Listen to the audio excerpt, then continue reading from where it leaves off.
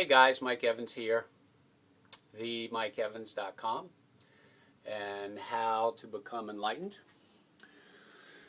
So now I'm going to get into some of the more difficult stuff, which is the philosophy of enlightenment and some of these concepts, which can be very difficult and took me a while to understand and make sense of. And one is the idea of causality and determinism, and the idea that things that make common sense to us can be looked at in a different light and understood in a different way. And the big one I'm going to talk about today is cause and effect. And so we have for the most part, or many of us, and which seems obvious, is a Newtonian view of the world and the universe, which basically says that the universe and the world is a bunch of billiard balls or pool balls that get knocked around, and that as one ball hits another, that causes the ball to move, etc., etc. And so that if one physical action happens, it causes the next physical action.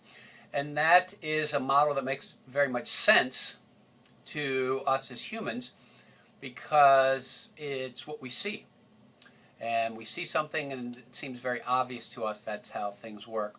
But another way of looking at this is to kind of step back and understand that, or if we start with the premise that one of the purposes of the human mind and the brain is to help our physical bodies survive and replicate, then we can see that our attention and our focus of our attention is to help us get things, to help us survive and help us find mates to replicate, form families, have jobs, things like that. And that at any instant there are hundreds or thousands of inputs or sensory inputs that we could be paying attention to. So I'm sitting here on this cruise ship going to Cozumel, and I can hear the waves outside, I can hear the air conditioner, I can feel the boat rocking back and forth, I can hear people walking in the hall, I can smell some of the food for my breakfast. And so all of these things are hitting me. There's also gamma rays coming down from the sun, or rather from the background radiation of the universe. There's UV rays coming down from the sun.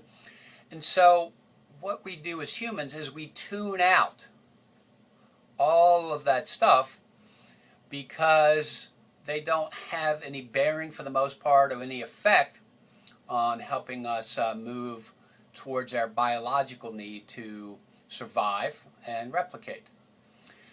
And so because we have the ability to only focus on one thing at a time, and whereas we can focus on two things and switch back and forth between them very quickly, but still we're focusing on one thing at a time.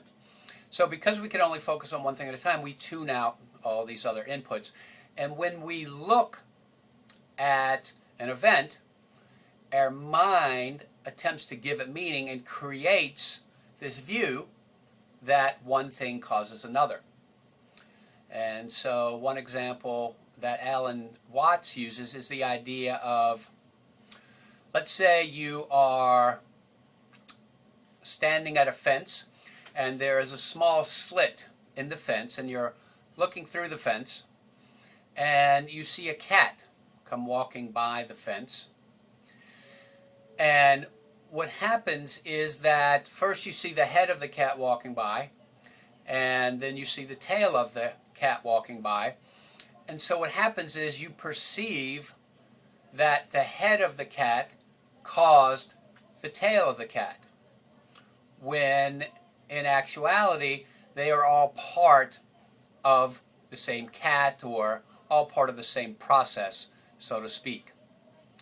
So we can then extrapolate that into our perception of the earth and of the universe, that all of these events that are happening around us in the world are all happening in the present, but because of our limited views, we seem to perceive that one causes the other, whereas in fact all of these things are all happening at the same time, and so there is in effect no true cause and effect, because everything is part of the same system.